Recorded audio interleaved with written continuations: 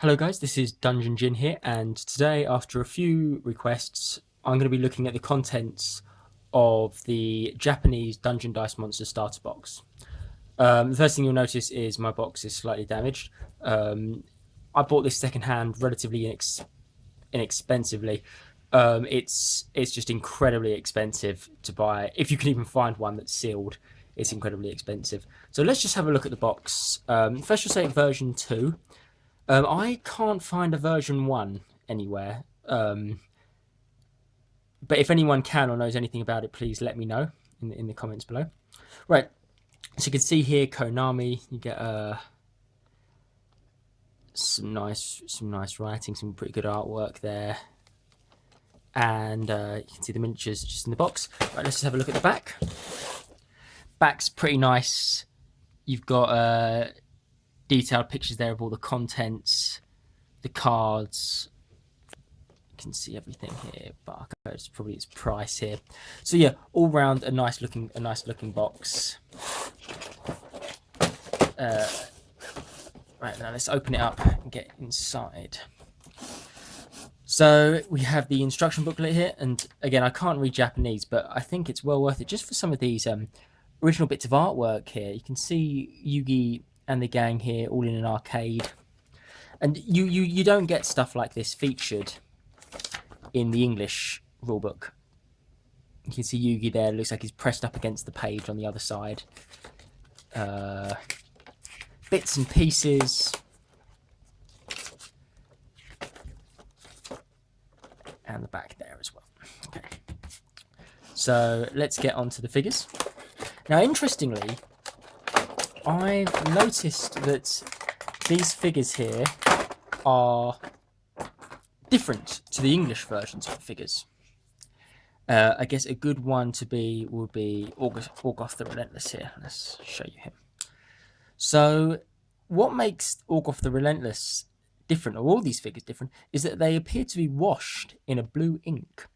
Now I've emailed around a few of my contacts, and I cannot prove that this was either deliberate or it was done by the person who was who I bought it from. Now, the person who I bought it from swore that he didn't ink these figures, and it seems genuine. I said I didn't mind, but yeah, they've all got an additional bit of detail on. So you can just see here. I'm trying to get in focus. The blue on his sword, and it just picks up his legs as well. Very different. Let me show you. Also, notice the Monster Lord has the eyes painted on it as well. You can just see a bit of a wonky eyes there, but as pre-painted miniature goes, it's pretty standard to for figures to receive a wash, as it's a very cheap and effective way. Here we go. Here's something interesting as well. The Japanese Thunderball has battle damage on him. Just see the 3 strikes there. You can just see some scuffs on him as if he's been rolling about the dungeon. Again, these don't even look painted on. You can see I'm just giving it a bit of a scratch there. So I can only assume that the Japanese figures are in fact more detailed than the English starter sets, which is not surprising considering the quality of this box compared to the English version. The next one, right, we'll have a look at some of the juicy bits now. This is what's radically different from the English box set, is that the dice in Dungeon Dice Monsters actually make the dungeon paths. So let's just try and get one out here. Okay. So you can see the actual dice that you roll with then fold out to the dungeon path. And you see this is a level 3 dice here, and you've got attack, you've got your magic crests. This trap crest here, magic crest is here. And what's interesting as well to note is that the Japanese version isn't censored like the English version, and I can show you what I mean by right here. So in the English version, or the American, the magic symbol has been replaced from an occult circle to a lightning bolt, and the shield for the defense crests have had the cross taken out. So they've basically removed all religious symbology from it, and it's pretty common. If you follow the Yu-Gi-Oh cards as well, you'll see that a lot of the religious iconography is taken out. But I prefer the the Japanese ones. I think it looks much more authentic, much more realistic. And you can see on the other side here the dungeon path. So your monsters will dimension right there with a little white tab, and you build the path out of it. You get quite a few. I'm not really sure. 1, 2, 3, 4, 5, 6, 7, 8, 9, 10, 11, 12, 13, 14 dice pieces. And they're made out of a lovely plastic as well. You can't really overbend them either, so you can't really break them. And you can just see I'm trying to do this with one hand, but it folds into a dice that you would then roll. Let me see if I can get this to go in. Nope. Okay, it doesn't want to do it, but to take my word for it, it does turn into a dice, and you roll it, and that's how you play the game. Right, let's have a look at some of the other pieces. I'll put the cards away for a second. These are interesting here. As you can see, I haven't opened them because I use the English counters. The English counters are paper, but again, to show the Japanese quality here, these are glass beads, red glass beads, with the classic Yugi eye on it, the Egyptian eye of Horus, embossed on each one, and it looks, I mean, it's absolutely fantastic. Again, if you're familiar with the English set, you get these little paper chits that you push out, but they go the whole hog in the Japanese set, and you get actual physical glass beads to represent your monster's health. Here we go. Your Crest Pool is exactly the same. It might actually feel a bit sturdier than the English version, but you can see here it's got, again, the Egyptian eye crest counter in Japanese, much nicer than just the blank English version. Same beads, same everything, all except for the sides here. You can see the occult circle and the cross on the shield are there instead, and it's got a nice little counter there as well. I don't think the English one has the 1 to 10 up there. Let's have a look at the cards. The cards are very similar. If you're not familiar with the cards at all, that's okay, because they're very much the same as the English ones. Let's have a look here. Let me show you. So you can see you'll have the name, its effect here, and its stats. The difference is in the English version, the stats, so it's attack and defense and life, are all down here.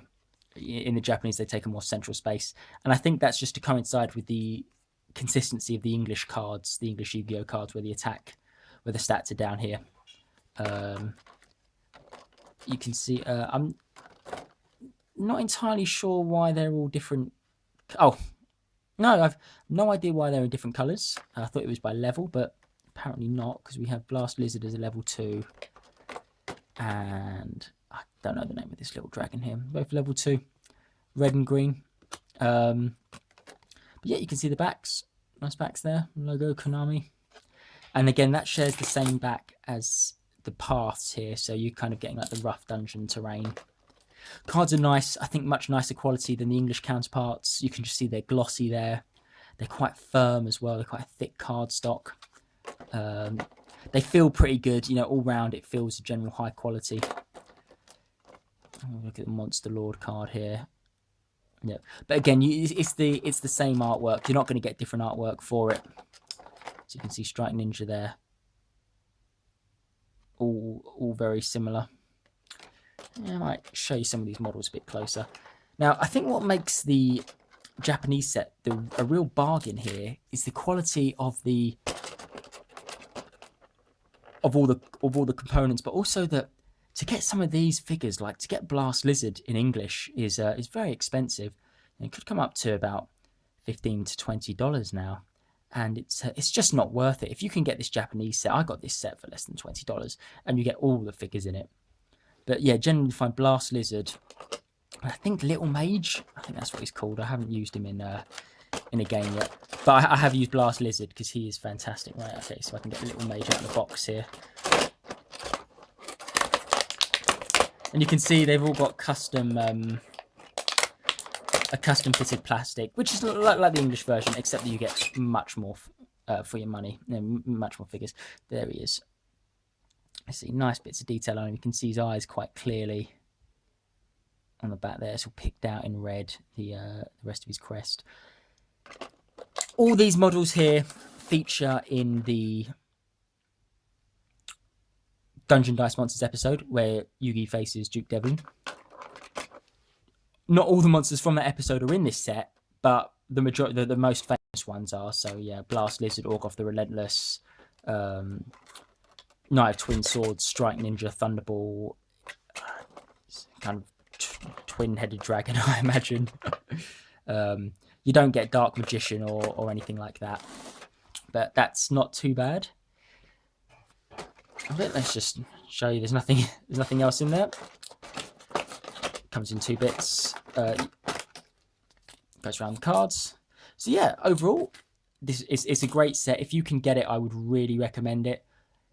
You can get all the translations of the cards in English anyway. If you just look at the link down below, you'll be able to find a website. I'll link you to a website where you can get all the translations. And it's a real bargain, an absolute bargain. I use these dice rather than the actual dice they give me in the English set, because it's more fun. It feels more thematic to dimension the dice. The only problem with this way of dimensioning the dice is that you don't get the variation of the dungeon paths.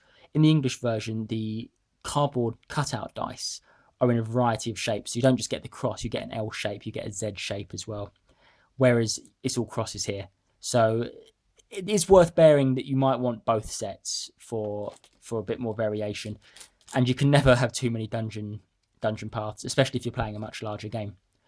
Well, thanks very much for watching. I am Dungeon Jinn, and you can find my website at dungeonpath.weebly.com, where I blog about Dungeon Dice Monsters. I try and improve the rule sets. I look at figures. I encourage people to create their own figures as well. Hopefully very soon I'll be looking at toons and trying to create some toon Dungeon Dice Monsters, because I think they're going to be fantastic.